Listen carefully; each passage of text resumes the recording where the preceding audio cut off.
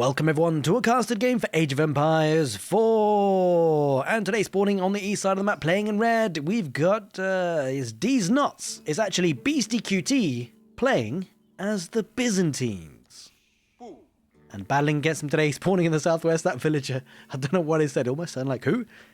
But either way, in the southwest in blue, we've got Revain playing as the Holy Roman Empire. Welcome everyone to Gorge. As always, hope you guys are having a great morning, good afternoon, or good evening. And we're going to be in for a banger of a game. We've got the HRE versus the Byzantines. On a map like Gorge, it promises to have some fierce action. Now, two very top quality players, of course. Beastyqt needs no introduction. But we've got Revain on the southwest, who's not a player that we've seen all that often. I've featured him a couple of times on the channel, and for good reason. He's a very solid player. He actually hails in from Saudi Arabia. And I'm pretty surprised, actually, not to see him a bit more often. We see him go up against playing the very best in Age of Empires 4, but I don't think we've ever seen him in a S-tier tournament. I'm pretty surprised to see that, because, I mean, he's been mixing up with the pros for quite some time. And today he's going to be mixing it up against, the very best in the form of Beastyqt on the Byzantines. Now, map generation is a little bit awkward for Beastie, as we can see. Forward gold, forward berries, forward deer camp. It's not looking too great for him. Although, one thing to bear in mind, ideally you don't want resources in a forward position, but if you're going to have some, you might as well have all of them, right? Because what that means is actually a couple of towers here for Beastie could protect all the key resources here. Could protect the berries, the gold, and the deer camp. You need to push the deer camp in, that's possibly something you could choose to do. Professional scouts has been a big thing in Age of Empires 4 right now, not so much for the Byzantines. Could be an option for him to bring the deer camp a little bit closer, but pushing the deer camp is another way to do it. Now on the other side of things, the HRE got forward gold, is not ideal themselves, but you're going to expect to have at least one key resource forward.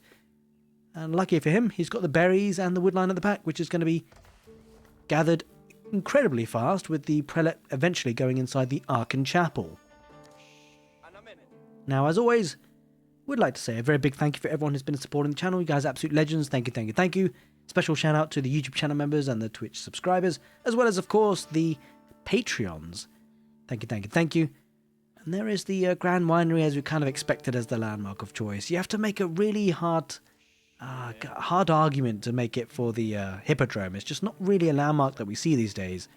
Of course, it acts as a stable, but the longevity, the relevance of the Grand Winery throughout the rest of the game is just too hard to pass up, right? 60% extra olive oil from bushes and olive groves.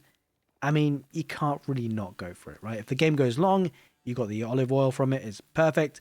And not to mention, even in the early game, you want those units nice and early, especially against a civilization like HRE, whose economy is buzzing from the beginning. So they're going to be able to afford units early on and also get to the castle stage at a very good time.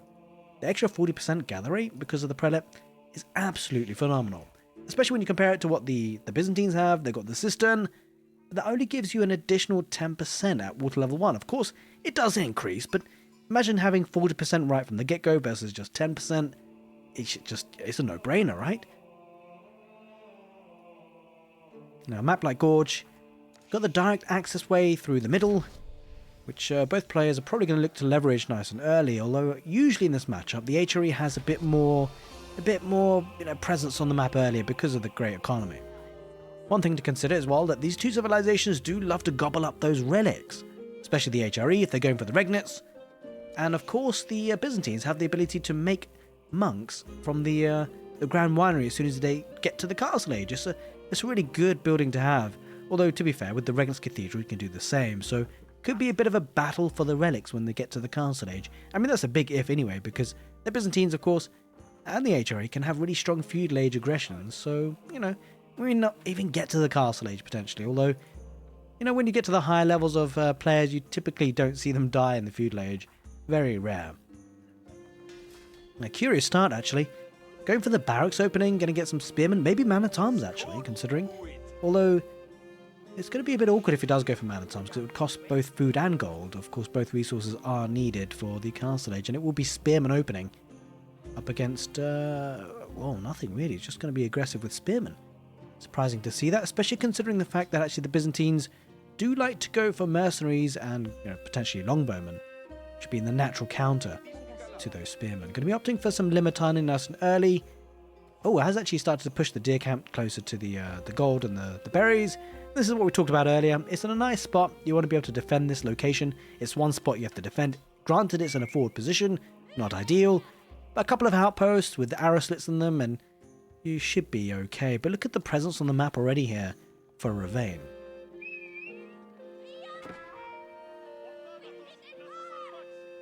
The question is, where does Revain go from here? Does he really commit to the feudal age and keep pumping out units? Not necessarily a bad idea because it forces the Byzantines into a reaction to units of his own, and he actually has added in an archery range, so really piling on the pressure, wants to be aggressive, and I guess in a way that's a good way to defend your forward position resources, right? Because it's not only Beastie that's got forward resources, Revain's gold is forward too, forces down an outpost. I mean, that outpost was probably always going to be a good idea anyway, and the shield wall comes out for the Limitani, makes it take less damage from the ranged units. And one thing that's quite nice for Revain though, if he does want to bring his units back and heal on up, that's always a possibility. Instead it looks like he's just going to fight this, but we'll probably look to back away now as he did lose a forward spearman, did take a Limitani for his cause as well, and there is the arrow slits coming on in from the outpost. It's a great actually situation with the Byzantines in the sense that they can afford arrow slits pretty easily, although it then does delay them on their cisterns and the aqueduct network. So you kind of trade a bit of economy for it, because the buildings for the Byzantines, when you place them onto the ground, you actually get a bit of a stone income from it too. So that helps you afford arrow slits or, of course, your extra cisterns. Going for a relatively early blacksmith, wants those upgrades, understandably so. You know, in terms of ranged unit fights, archer fights, having those upgrades are really important. Revain just trying to push villages off of berries, may lose one archer, he does lose one archer. But he does, caused a bit of idle time, which is not huge amounts of idle time caused there, but every little bit helps.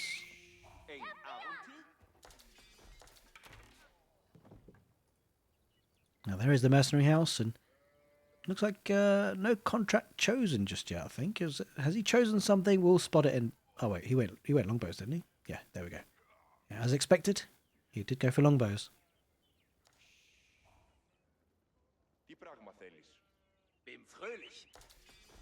Actually adding in a couple of man-at-arms now, and this is a really strong unit for the Holy Roman Empire. One of two civilisations that can make man-at-arms this early. Not the HRE and the English, of course. It does make it a little bit tricky for Beastie because he's going to need to make extra units, right? I mean, the ranged units will do some damage if they get Steeled Arrow. Iron Undermesh will be coming in for the man-at-arms, make them a lot more tanky. A good number of units here already for Revain, 20 to 10. He's spending everything he's getting. There's double barracks as well, so pretty big commitment into the feudal age. Is starting to see those farms as well, so interesting choice actually, because of course he's got a good amount of map control. There's no stable on the map for the Beastie, and so potentially could have gone for the deer camps, but it's exposed, right? So he doesn't really want to venture out too much. He just wants to place a bit more of a condensed economy back at home, safe and sound. But I guess sometimes taking a risk typically helps. These early man-at-arms, look how they charge, holy moly. Of course, marching drills comes in for free for the HRE these days, so they've got a good movement speed on them. Allows them to dictate the terms of fights, really. If you get caught as the Byzantines, could be in trouble. Unless you're playing with cavalry, of course, but even then, these units do catch up pretty quickly. Alright, second outpost coming up now for Beastie. Probably going to get arrow slits here as well, because this is a lot of resources that he'll want to protect and secure. He's not queued anything up just yet. Slight bit of engagement. Longbows using the range and picks off an archer. Nice start to the fight there for Beastie. Yeah, arrow slits queued up now for that second outpost. Looking to get Steeled Arrow first here. Revain, understandably so, before he takes a fight. Because that's what he's up against, right? These longbows have got Undermesh as well as Steeled Arrow. Both players keeping the scouts on hand as well. Just get the extra vision so they know exactly what they're up against. Looks like both players are edging towards that castle age. Beastie likely to get there a little bit quicker. He's got the resources he needs. And, well, I mean, Revain's not going to be too far away himself anyway. Question is what landmark's going to be. It's going to be the Golden Horn Tower. No real surprises there. Very strong landmark for the Byzantines. I mean, the big question for Revain is actually what he decides to do. I think, the Regulus Cathedral is a probably better approach here in this matchup because you're expecting the game to go for a bit longer. Belgrave could be a really good build for a kind of all-in push, But ultimately, he's already got 2 barracks, right? So probably not that much more value to get from Burgrave. But there we go. I mean, he will be going for the Ranks Cathedral in any case. And this is where it now becomes the battle for the relics. Speaking of which, we've actually got the relics pretty evenly spread out. There's one here slightly on the side of Beastie, though, I've got to say. Slightly favours him. This one, of course, his side. Revain has got one his side. But ultimately, I mean, I think generally just a slight skewing of the relics towards Beastie's side on this left side of the map. These 3 are slightly in Beastie's favour, but all things considered, probably not the biggest deal. What's probably a bigger deal is the fact that Beastie's going to get to the Castle Age first, and then going to start to be able to make those monks quickly from the Grand Winery. Sometimes you actually see some players ungarrison the Prelate from the Archon Chapel just to get relics in quicker. And looks like Revain's done just that, although not too sure exactly where that Prelate has gone off to. Oh, there he is. Gonna go for the one in the middle. That is one little edge that the HRE have, the fact that they can actually get the Prelates. They've already got one, right, into the Castle Age, which is very nice. They can also make them from the town centre if they so wished, but he's not committed to that today. Would love to see him actually push the army towards the other relics now, because this one, you know, is obviously going to be coming home safe and secure, but it looks like he just wants to protect that gold vein for now. Now, there's the first monk out for the Byzantines, so going to come out to the southeast location, going to try and pick this one up. And I think Revain now, if he can just split up his army, it looks like actually he's going to keep it all together. Probably not a bad idea considering Beastie's doing the same, but I mean the great thing for Revain is actually if they meet in the middle here, he's got a better opportunity of taking a fight.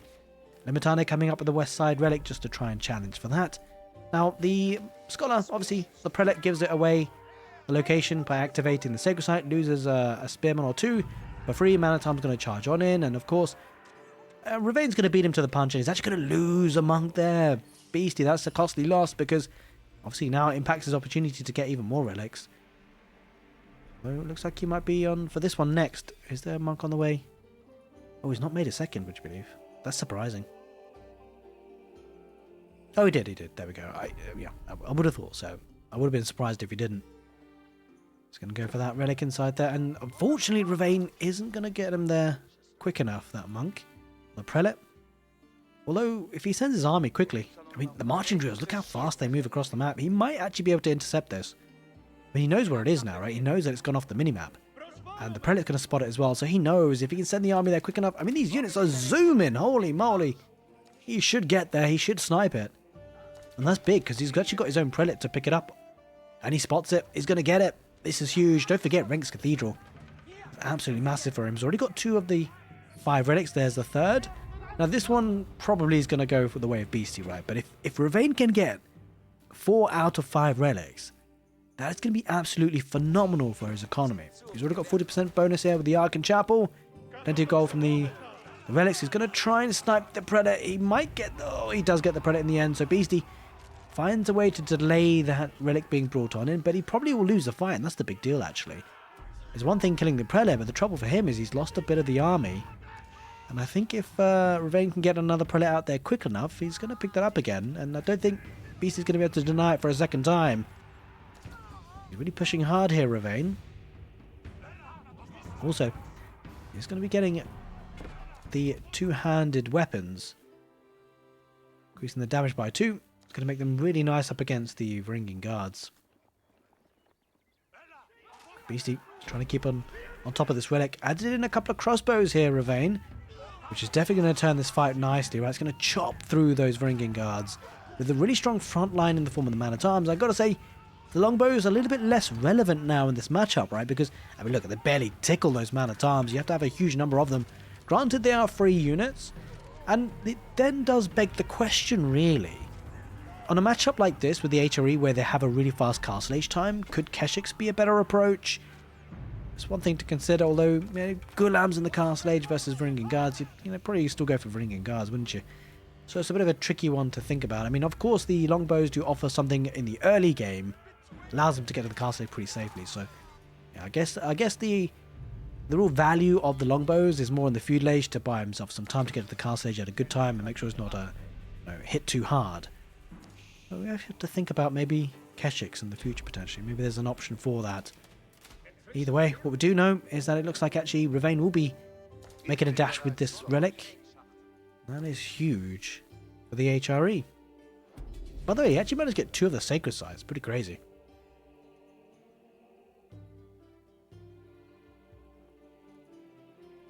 Plenty of olive groves at home. He's made the transition. So should be able to get a decent number of mercenaries as well. But looks like Beastyqt going to push on through. He wants to do some damage. He lost a bit of the relic war and now wants to come knocking on the front door. He does look to decap the sacred sites, which he will. I guess for now on, this is where it becomes interesting, right? Because the Byzantines probably going to keep packing a punch in the Castle Age, where there's a kind of pivot point for the HRE. They may start to think about the Imperial Age. That's always a consideration for them. It's a cheaper Imperial Age with the Palace of Swabia, boosts up the economy. More importantly, allows them access to some really premium units, obviously the elite version of their existing army. So the timing on it is really important because you don't want to do it too early when you're too weak, with not enough army to defend with. You don't want to do it too late because then you kind of miss your window of opportunity, right? Because then the Byzantines get the Imperial Age as well, so you miss your opportunity to get the one-up on your enemy. Speaking of getting one-ups, his man-at-arms attacking that front line heavily. There's not that many Varangian guards remaining. So it looks like actually Revain should be able to push this back quite nicely. Beastyqt having to head back, but he has decapped the sacred sites at least in his favour. And actually this is a fight that Revain would love to take, as mostly longbows, which won't do too much to the man-at-arms. A handful of crossbows, although, yeah, it's going to save the man-at-arms for now and head on back. Ooh, 1 man-at-arms, 1 Varangian guard rather, for the Byzantines. Could try and snipe some villagers here, cause some problems, some idle time at least. Get some notification. Look at that reaction time though for Revain. Holy moly. Loses absolutely nothing. Oh, I say that, but he's going to run into it. He's going to... Yeah, that's not advisable. He's going to need to send army here. He'll lose 1 villager. He's going to lose 2 if he keeps on this side. Yeah, he decides better of it. There's no way you fight that with the villagers. Now, water level 3 gives them access to 18% gather rate extra. And it does also give them faster production with the Conscriptio. Granted, this one is actually toggled to Dialecticus, which increases the research speed around that system. The army numbers starting to build up here for Beastyqt quite heavily. Going for, I think that's teardrop shields. Here it is indeed.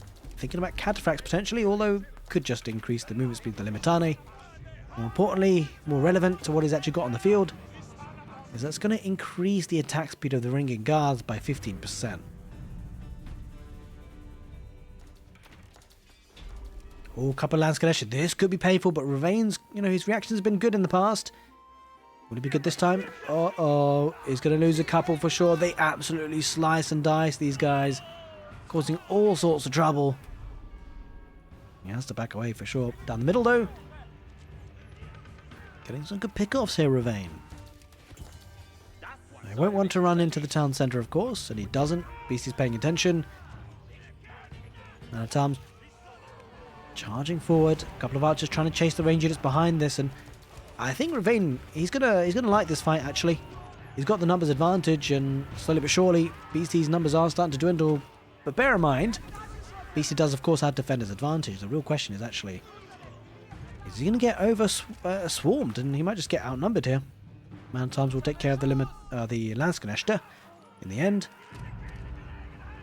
Outpost never managed to go up.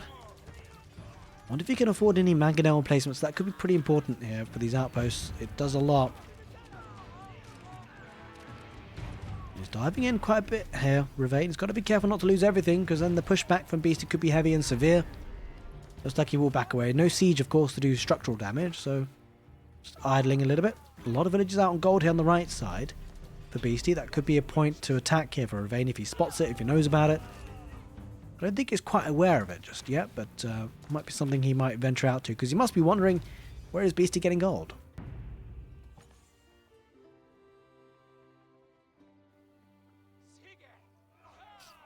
His Landscanesh still alive. Could potentially get some value here. Revain, he spots it, so it's a lot of idle time actually. This is good play here by Beasty. Just a handful of units, though now he's running into the town centre, which is not ideal. And he's probably going to lose his Landscanesh. But he's done some good damage. Good idle time for sure, no doubt about it. The reason is that's important is because it delays any sort of Imperial Age play. He might still be able to snipe a couple of villages if Revain's not careful. Nope, didn't get that last one in the end. One more swing of the sword probably would have done it.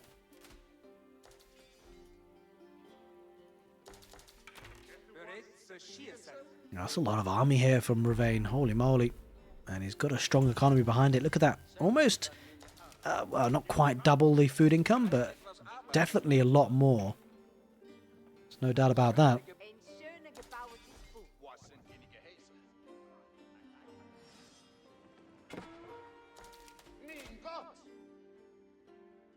He's going to look to decap the sacred site. He won't manage it. Longbow, single longbow, just pressurizing that a little bit. A couple of units down the right side now. Oh, Manganone placement running straight into it. Loses a bit of HP on a lot of units. Down the middle, looks like Beastie looking to get that sacred site. Probably won't in the end. Quite a few units heading that way.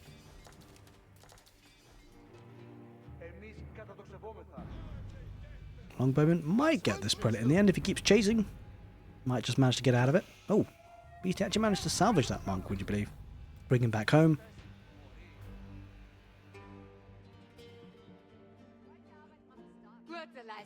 I gotta say though, Revain's done some great work. He's taken some really good fights, and because of it, he's got a really healthy military lead. And I think he probably feels confident about going to the Imperial Age.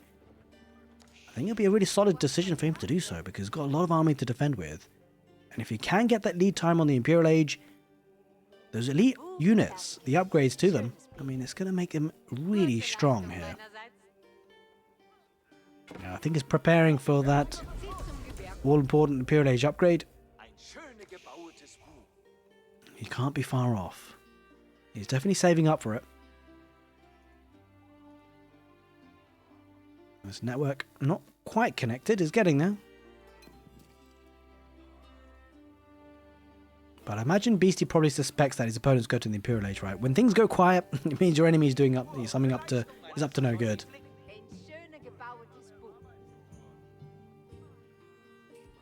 That's a lot of farms, and I love the placement rather for the Palace of Swabia. It seems like an awkward spot. They're not really sort of directly gathering anything, but it does offer some protection for the farms, and we'll be able to rally onto wood pretty easily. Although there's not much wood there, but it's a safe, a secure position. The last thing you want to do is put it in a forward position, get attacked by your enemy, and the villagers dying because of it. And Beastie now, he senses something is up. He's reacting to it, potentially moving forward. Although he could think about going to the Imperial Age himself. He's not hugely far away from it, but I mean, look at the economy here for the HRE. Absolutely bonkers. Granted, a lot of it comes down to the fact that he's got 4 relics, right? So he can afford more villages and other resources. And he's got 2,100 food per minute coming on in.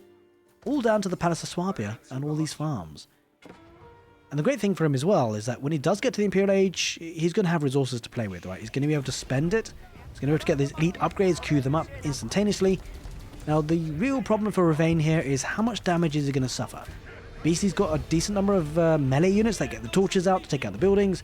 No siege, actually, as it happens, so it's really going to be coming down to how much of an infrastructure can he take care of here, Beastie. And does he think about heading home with his army? Because he's thinking about the Imperial Age, or does he commit?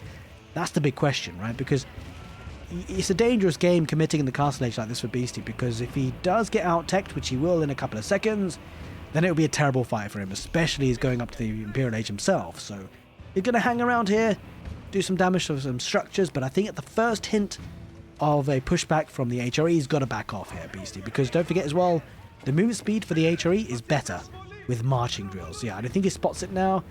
He's not going to commit to it, Beastie. He's not going to take any chance. He's going to head back home and go up to the Imperial Age with a foreign engineering company. Decent amount of gold still left here to be gathered. And the question is now Revain. It's his turn to be pushing back, right? So he's going to go straight ahead. He's just got the elite crossbowman upgrade. He's got the elite man-at-arms upgrade. He's got his economy set up very nicely. Food and gold units. And he's going to be pushing through to the central sacred site. Now, Beastie did actually activate the win condition of sacred site victory. But of course, it's unlikely that will materialize. He's getting some gold from it though, which is always very nice. No siege on the map here for Revain. And he's going to need to just try and torch everything down. Now, these outposts do have some Manganone emplacements in them, so they're going to do some damage for sure. But there's just a lot of melee units here, right? And, well, the big problem for Beastie is that this is essentially a Castle Age armies fighting with up against an Imperial Age army. So he's got to be careful. Now, granted, Revain's army is kind of half asleep. They're kind of focusing on the wrong things, focusing on buildings. Now they are focusing on the army. He's going to push on in. He's got so many more units. And don't forget, these are elite upgraded units. So Beastie's going to struggle here. He didn't really have the great economy to be able to upgrade these units to Imperial Age elite units, and he's going to suffer because of it. And looks like Revain just going to push on in. Now there comes a point though where actually, if Revain loses all his army, then it becomes a bit of an issue, right? He won't want to trade too many resources here in terms of military units.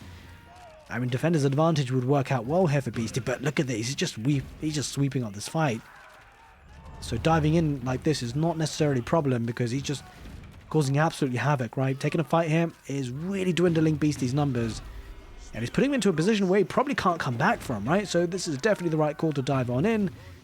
And he doesn't have any siege, but it probably doesn't even matter because he's idling so much of the economy. Look at that, 32 villages are idled. Almost half the economy, and whilst there's a nest of bees, it's not really a problem. Villagers coming out to repair the nest of bees just to try and make it last for as long as possible. Gets a good couple of shots off it, but the villagers, again, whilst they're repairing the nest of bees, they're idled. They're not mining any resources. Makes it even more difficult to actually make units because of lack of resources. And there's going to be a keep going up there, right, on the olive groves to try and protect, but Beasty might lose a couple of villagers doing so. Villagers backed away from the nest of bees, and that went down. Now Ganeshta swinging their swords, doing a heck of a lot of damage. Manatom's going, oh, he spotted it. Revain, this is such a good play. He realizes he's got just so many units, right? He can spare to send units here, and there's going to be villagers lost, most likely. Although, oh, Revain, oh no, he didn't spot it, or at least he backtracked. He's bringing his army back home, or at least to regroup and recover, and then push once again. But he's done so much damage, right? That 29 villagers have been killed. No doubt it's going to be pushing forward. Oh, Mangonel placement in the outpost once again, and again, getting some hits. But it doesn't seem like it's going to be enough here. Beasty, he's holding on by the tether of his teeth. Granted, he's got to keep to defend with, but he's got to defend his heart out, right? He just doesn't have the military numbers, and he doesn't have the economy. They've been idle for so long. And the biggest problem really is that actually a lot of these farms are forward positions, right? Because of the Grand Winery positioning in the early stages of the game. That's what's really hurt him, actually. Having the berries in the forward position just escalates like this. You put the Grand Winery forward, olive groves go around it. They're exposed now massively, and is down to 9 military, and I think Revain now should have the game in the bag, most likely. But they're just having to run for their lives here for Beasty down in the south, and this is not looking good for him at all. Even without siege, I don't think it matters, because the big chunk of the economy is going to be idled, and he's just not on olive groves. He's not going to get food, he's not going to get army because of it, and Beasty, he has to tap out. There it is, GG gets called, and Revain, a pro player coming into the fold from Saudi Arabia. Man, I hope we see a lot more of him in the tournament scene. Hopefully, maybe we will. Either way, hope you guys enjoyed this casted game. Take care, and see you next time.